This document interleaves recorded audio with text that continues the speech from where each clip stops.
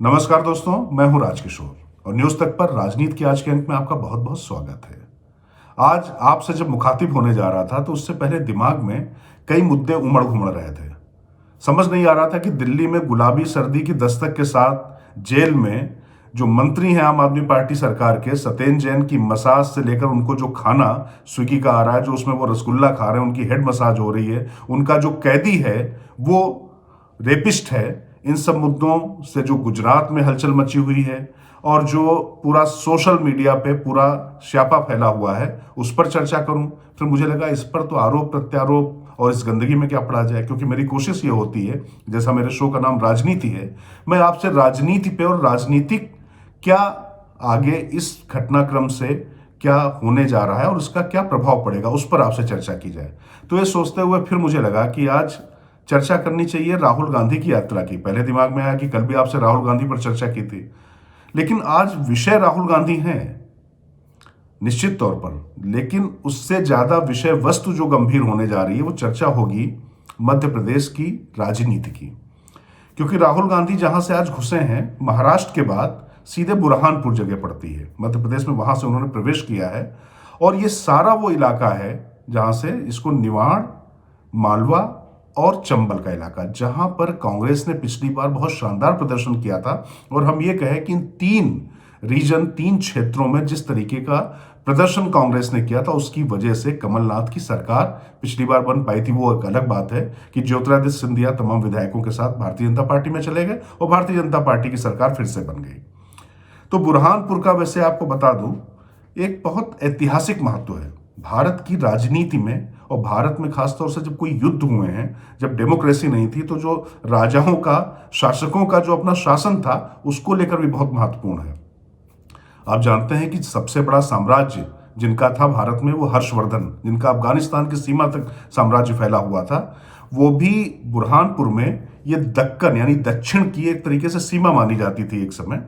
और यहां पर वो चुनाव हारे थे चालुक्य वंश से, चालुक्यों से हारे थे।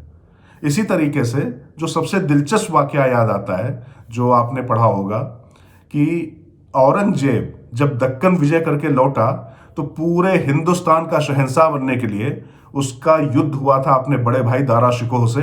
वो इसी बुरहानपुर में हुआ था, जहां से वो विजेता बना और उसके बाद उसने आप जो किया, जिस तरीके से उसका शासन था, वो आपको पता ही है। तो खैर, बात राहुल गांधी जब बुरहानपुर से घुसे हैं, उसके बाद गुजरात का चुनाव इस कदर दिमाग पर तारी, क्योंकि गुजरात का चुनाव जब होता है तो और किसी मुद्दे पर देश में चर्चा नहीं होती, लेकिन ये भी अपने आप में एक अजीब बात है। गुजरात में चुनाव चल रहा है, लेकिन वहां ऐसा कोई मुद्दा नहीं है, स्थानीय मुद्दों को छोड़ दें, कुछ चेहरों को छोड़ दें, जिसको लेकर राष्ट्रीय स्तर पर बहुत ज्यादा चर्चा की जा सके। लेकिन इस मुद्दे पर आपसे, मध्य प्रदेश में भी चुनाव भले ना हो, लेकिन इस यात्रा का बड़ा सिग्निफिकेंस है, क्योंकि दक्षिण भारत में जिस तरीके से राहुल गांधी का रूट बना है, उसमें वो इलाका है जहां पर भारतीय जनता पार्टी का बहुत ज्यादा प्रभाव नहीं है। और अगर मैं कहूं कि हिंदी बेल्ट में मध्य प्रदेश एकमात्र जगह है जहां पर राहुल गांधी इतना सघन प्रचार करने जा रहे हैं, तो जाहिर तौर पर राजनीति में सोच समझ कर ही फैसले लिए जाते हैं। और जैसा मैंने आपको पहले कहा कि ये जो तीन इलाके, निवाड़, मालवा और चंबल, इन तीनों इलाकों की वजह से ही पिछली बार कांग्रेस की सरकार बनी थी।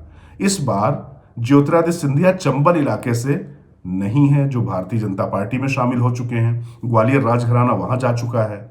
तो ऐसी स्थिति में राहुल गांधी की इस यात्रा का क्या मतलब है?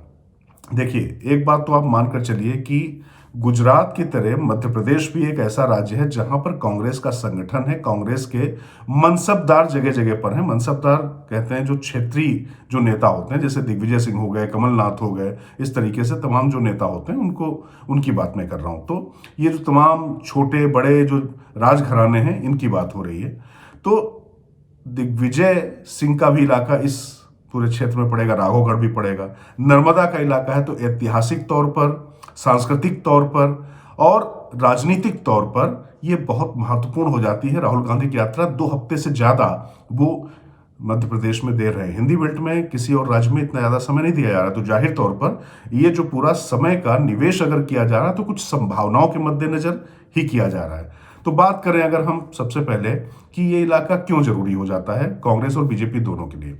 देखिए, चंबल का जो इलाका था, खासतौर से जो ग्वालियर का जो इलाका था वहां पर सिंधिया के जाने के बाद निश्चित तौर पर कांग्रेस के लिए एक बड़ा वहां पर चेहरा ढूंढना एक चुनौती है। लेकिन कई बार कहते हैं ना कि कई बार जो आपकी ताकत होती वही कमजोरी भी होती है। सिंधिया के आने से क्या हुआ, उस इलाके में भारतीय जनता पार्टी के भी बड़े नेता हैं। आप जानते हैं नरेंद्र तोमर, वो केंद्र में मंत्री हैं।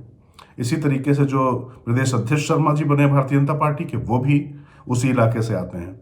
अब स्थिति ये है चंबल के इस इलाके की, ये मैं सिर्फ एक घटना और दृष्टांत के तौर पे आपको बता रहा हूं। अमित शाह को जाना था वहां पर, अमित शाह गृह मंत्री हैं, मंच पर किसको उनके साथ बैठना है, इसका क्षेत्रीय राजनीति पे बहुत ज्यादा फर्क पड़ता है।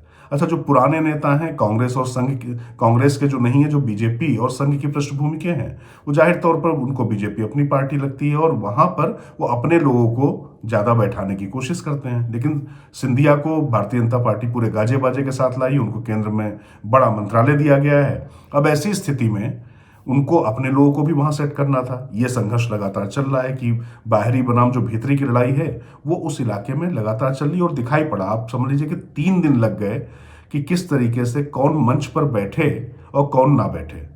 इसी तरीके से केंद्रीय जो परिवहन और सड़क मंत्री हैं नितिन गडकरी एक सड़क का उद्घाटन करने आए थे। अब वहां पर एक शिला पट्टिका लगनी थी मंत्री के साथ में कि कौन कौन था, तो उसमें नाम ऊपर ज्योतिरादित्य सिंधिया का हो या नरेंद्र तोमर का हो।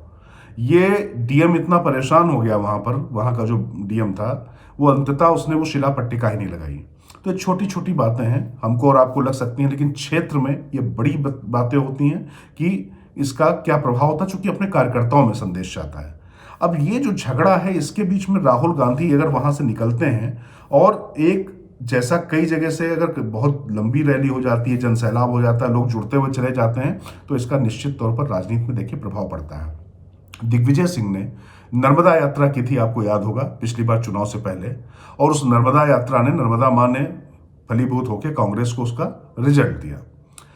सीएम भले ही कमलनाथ बने, लेकिन सुपर सीएम से कम स्थिति दिग्विजय सिंह की नहीं थी। अपने बेटे को भी उन्होंने मंत्रालय दिलवाया और जैसा वो चाहते थे वैसा कर रहे थे। अभी भी दिग्विजय सिंह अगर देखा जाए तो मास लीडर के तौर पे कांग्रेस के अभी सबसे बड़े नेता हैं वहां पर। कमलनाथ अगर देखा जाए तो प्रशासनिक तौर पर और जो उन्होंने इन्वेस्टमेंट कर रखा उस लिहाज से उनकी भी अपनी तूती बोलती है। लेकिन ये दो नेता वहां पर आज की तारीख में अभी भी बड़े हैं और इन दोनों ने मिलकर ही ज्योतिरादित्य सिंधिया को पूरी तरीके से अप्रासंगिक कर दिया और किनारे कर दिया, जिसकी वजह से वो छोड़कर चले आए भारतीय जनता पार्टी में। उनकी अपनी महत्वाकांक्षाएं भी थी। खैर, तो अब अगर इस मालवा और निवाड़ और इस रीजन की राजनीति को अगर आप समझेंगे तो यहाँ बहुत इमोशनल लोग हैं, बहुत भावनात्मक, अपनी संस्कृति के प्रति बहुत जुड़े हुए लोग होते हैं। और आपको याद होगा मंदसौर का जो किसान आंदोलन हुआ था, जिसके बाद राहुल गांधी भी वहां पर गए थे और किसानों का बहुत बड़ा वर्ग आ गया था कांग्रेस के साथ में, तो ये मंदसौर का भी इलाका पड़ेगा। अब आप अगर समझिए कि ये 3 सबसे बड़े रीजन, 3 सबसे बड़े संभाग, अगर यहां पर राहुल गांधी की यात्रा होती है और काडर और उनके नेता एक साथ दिखाई पड़ते हैं, जनसैलाब दिखाई पड़ता है, तो आप जाहिर तौर पर मानकर चलिए कि इस इलाके में सिर्फ उसका फर्क नहीं पड़ेगा, बल्कि मध्य प्रदेश में जिस तरीके से राजनीतिक तौर पर बहुत ज्यादा सक्रिय हैं जो आम आदमी हैं, क्योंकि पिछले 15 सालों से ज्यादा का समय हो चुका है शिवराज सिंह चौहान को वहां पर मुख्यमंत्री बने हुए। अब यह भी एक बहुत बड़ा फैक्टर है। मामा के नाम से विख्यात शिवराज सिंह चौहान पिछली बार सत्ता तक पहुंचते पहुंचते रह गए थे। बहुत से कारण बताए गए, माना गया कि जो आरक्षण को लेकर केंद्र का जो बयान था उसका नुकसान हुआ और कई सीटें बहुत कम अंतर से हार गए, वरना सरकार वो फिर से बना लेते। खैर, सरकार उन्होंने फिर से बना ली। एक बात केंद्रीय नेतृत्व भारतीय जनता पार्टी को भी समझ में आ गई कि अभी शिवराज सिंह चौहान के अलावा और कोई विकल्प नहीं है कि जो वहां पर सरकार बना सके, क्योंकि इसमें कोई दो राय नहीं है कि उमा भारती के जाने के बाद से, उमा भारती का चैप्टर खत्म होने के बाद से अभी भारतीय जनता पार्टी में सबसे लोकप्रिय नेता शिवराज सिंह चौहान है। वो इसलिए भी क्योंकि वो लगातार मुख्यमंत्री बने हुए हैं। इसका एक बहुत बड़ा कारण है, जब इतने लंबे समय से आप सत्ता में हैं तो जाहिर तौर पर आपके बहुत से समर्थक तैयार ही हो जाएंगे, एक वर्ग आपका तैयार हो जाएगा। लेकिन जब इतनी लंबी सत्ता होती है तो सत्ता विरोधी लहर भी पैदा होती है और इसी सत्ता विरोधी लहर को भुनाने के लिए राहुल गांधी की ये यात्रा काफी महत्वपूर्ण हो जाती है। ये तो माना जा रहा है कि शिवराज सिंह चौहान ने पिछली बार सारे टिकट बांटे थे, मतलब टिकट बांटने में उन्हीं की चली थी, लेकिन इस बार कहा जा रहा है कि भले ही शिवराज सिंह चौहान चेहरा रहे, क्योंकि ये अभी तक तय नहीं हुआ है, अभी तक ये नहीं कहा गया है कि चेहरा वो होंगे या नहीं होंगे, राष्ट्रीय नेतृत्व या सामूहिक नेतृत्व के सवाल पर चुनाव लड़ा जाएगा या चेहरा दिया जाएगा शिवराज सिंह चौहान का, ये तो क्या चुनाव जब वहां पर होंगे तब देखा जाएगा। लेकिन शिवराज सिंह चौहान के पास टिकट बांटने का अधिकार नहीं होगा, और यह भी केंद्रीय नेतृत्व जानता है कि शिवराज सिंह चौहान को अगर पूरी तरीके से हाशिए पर रख दिया गया तो उसकी भी दिक्कत होने वाली है, क्योंकि यहाँ पर कैलाश विजयवर्गीय से लेकर जो तमाम नेता हैं वहाँ पर वो अपने दावेदार बने हुए हैं। ज्योतिरादित्य सिंधिया आए हैं, उनको उनके अंदर भी ये लगता है कि हम सीएम बन सकते हैं। थोड़ा सा अपेक्षाकृत युवा चेहरा माने जाते हैं, राजनीति में जो उनकी उम्र है उसको युवा ही कहा जाता है, माना जाता है। जैसे राहुल गांधी अभी तक युवा नेता माने जाते हैं, तो आप समझ सकते हैं कि ज्योतिरादित्य सिंधिया भी युवा नेता हैं, युवा नेतृत्व एक नया चेहरा है, तो उनको भी उस तरीके से गिना जाता है। लेकिन देखने की बात यह होगी कि राहुल गांधी इस इलाके से आकर पहले तो चंबल का जो पूरा इलाका है इसमें किस तरीके से जो सिंधिया बनाम भारतीय जनता पार्टी और संघ परिवार के लोगों के बीच में जो झगड़ा चल रहा है उसमें कैसे जो सिंधिया के कार्यकर्ता पूरी तरीके से भारतीय जनता पार्टी में फिट नहीं हो पा रहे हैं, पूरी तरीके से वहां पर उनका सामंजस्य नहीं बैठ पा रहा, क्या वो वापस कांग्रेस की तरफ रुख कर सकते हैं। और दूसरी बात यह है कि जनता के बीच में उसका क्या संदेश जाता है, एक तो ये बहुत महत्वपूर्ण है। और दूसरा सबसे महत्वपूर्ण मसला ये है कि शिवराज सिंह चौहान के पीछे जो सत्ता विरोधी लहर है उसको किस तरीके से और वो कैटलिस्ट डाल के, उत्प्रेरक डाल के उसको और तूफान बना सकते हैं। उस क्या वो चक्रवर्ती तूफान बनेगा जिसमें शिवराज सिंह चौहान की सरकार उड़ जाए। अभी भारतीय जनता पार्टी के लिए भी देखने की बात होगी कि वो शिवराज के चेहरे पर जाती है या नहीं जाती है। मैं आपको एक बात दावे से कह सकता हूं, अब आखिर में बात यहां पर मैं खत्म करूंगा, राहुल गांधी की यात्रा को कैसा रिस्पॉन्स मिलता है, किस तरीके की प्रतिक्रिया होती है, इस पर कांग्रेस की सिर्फ नजर नहीं होगी, मध्य प्रदेश में कम से कम भारतीय जनता पार्टी के रणनीतिकारों की भी नजर होगी कि किस तरीके से वहां पर उनको रिस्पॉन्स मिला है, और उसके लिहाज से उनकी आगे की रणनीति होगी। इसमें तमाम दिग्गजों का भविष्य भी तय होने जा रहा है, और इसी तरीके से आपसे राजनीति में चर्चा करते रहेंगे। फिलहाल मुझे दीजिए इजाजत, नमस्कार।